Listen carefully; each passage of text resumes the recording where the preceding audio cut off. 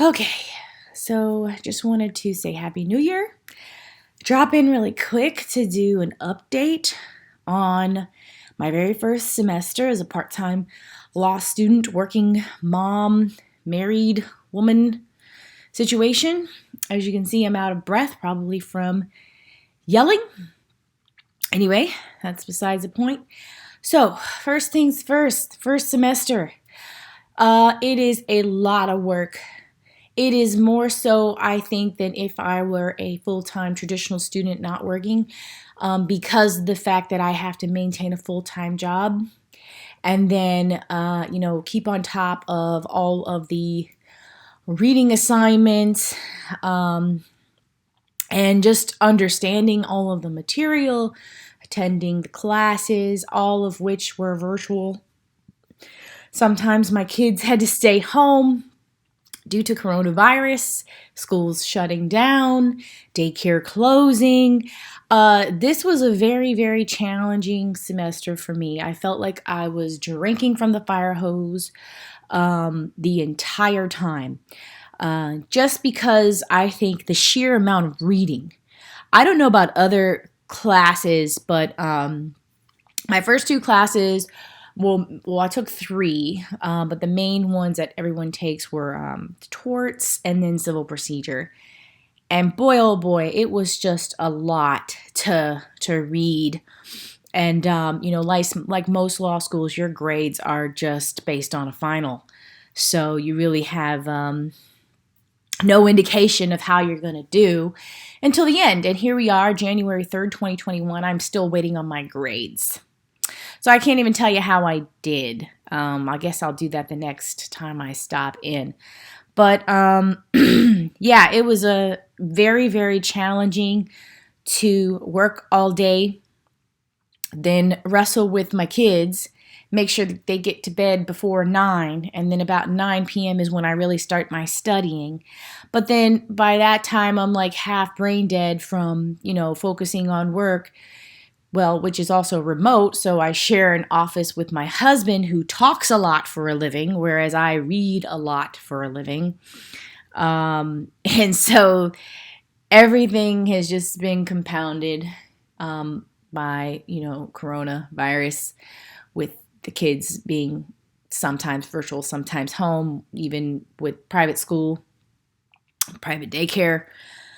So it was very, very stressful. I did have study group with like-minded folks, people who work or were married. I found study groups to be helpful, mostly for just admin stuff and venting and making sure we're all on the same page. We never really got together to study like as a group, unless we were just doing hypos, like reviewing hypos, like hypotheticals. But we get together once a week, so I do recommend, if you're going to do this, find somebody who can, has a similar schedule to you, or maybe even a similar lifestyle, so they'll understand where you're coming from when it's time to, start studying and whatnot. Other than that, I'm trying to think of other tips. I don't really do my videos all smooth and properly edited. I kind of just throw it out there, so pardon me if I repeat myself or I'm stumbling along. I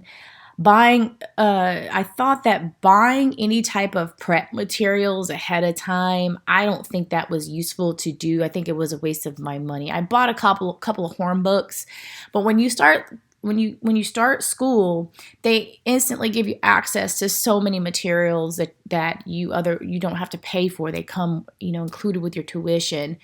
Helpful study aids, horn books that you might have already purchased. I would recommend not buying any of those types of prep materials until you see exactly what you have access to for free through your school.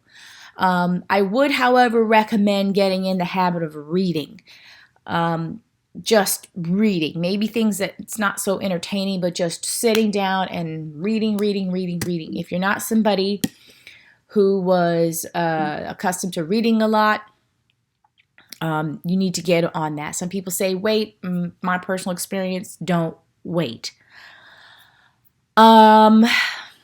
What else can I say? So I had a plan and I had a schedule right from the start on how things were going to work out.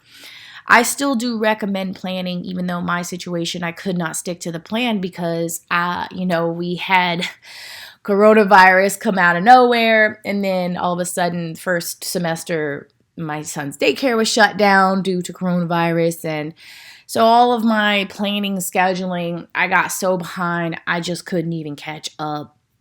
And I never in a million years would I thought I would be pulling all-nighters at my age or at this part-time program, but I was. Um, it was just rough. But what I hear is that the first year is always rough and it tends to get easier. So I'm hoping that's true. I start my second semester here, again, part-time only. So I'd start my second semester in a few weeks, and if that's true, I'll certainly make an update if I can. But I still believe very strongly that you should choose a program based on you, not stats and rankings and all of that. If you're somebody who is already in a position where you can easily transition your career into a legal career at your current job, or you're already connected, or maybe you're already a paralegal or something like that, don't pay attention to the blogs that are out there, because they're not catered for you. They're not catering to you. They're custom for other students, traditional students who go back to back to back, meaning high school, bachelor, law school, and they really have nothing else to rely on other than those extracurriculars and internships and rankings. So all those other things mean something to them, whereas they don't mean anything to me. I'm already somewhat secure. I already have a path.